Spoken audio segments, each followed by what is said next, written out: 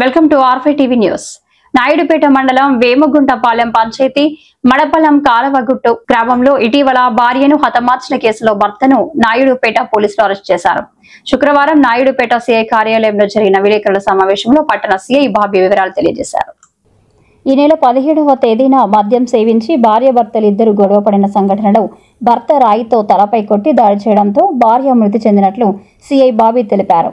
భార్య కృష్ణవేణిను హత్య చేసిన భర్త మాణికల శ్రీనివాసులను నాయుడుపేట పట్టణ సమీపంలోని మల్లాంకూడలి వద్ద అరెస్టు చేసినట్లు సిఐ తెలిపారు.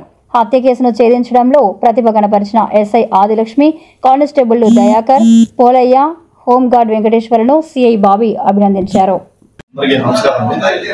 నాయుడుపేట మండలం కాలువగట్టు విలేజ్ లో మడపలం పంచాయతీ కనిపిస్తుంది.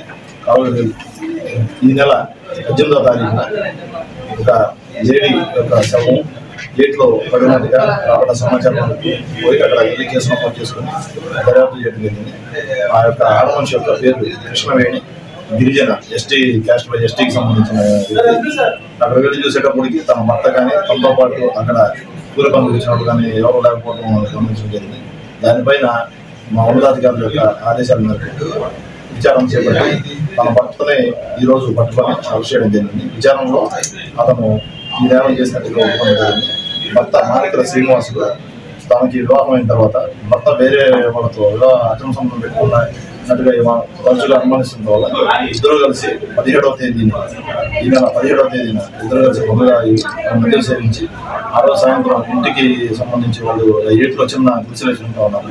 వెళ్ళే క్రమంలో ఇద్దరు మధ్య ఆర్గ్యుమెంట్ జరుగుతాం వల్ల ఇంకా ప్రతిసారి విసిగిస్తుందని చెప్పేసి ఆమె అడ్డుతో ఉంచుకోవాలనే ఉద్దేశంతో పక్కన ఉన్న రాయి తీసుకొని ఆమెని కనుకమైన బలంగా కొట్టి కింద పడిపోయిన తర్వాత చంపాలనే ఉద్దేశంతో గొంతు మీద కాలు పెట్టి తొక్కి చంపడం జరిగింది. పోస్ట్ మార్టం నివేదిక కూడా రావడం జరిగింది. దీనిపైన ఈరోజు మల్లాం జంక్షన్లో మధ్యాహ్నం 12:30 గంటల సమయంలో అరెస్ట్ చేసి కోర్టుకు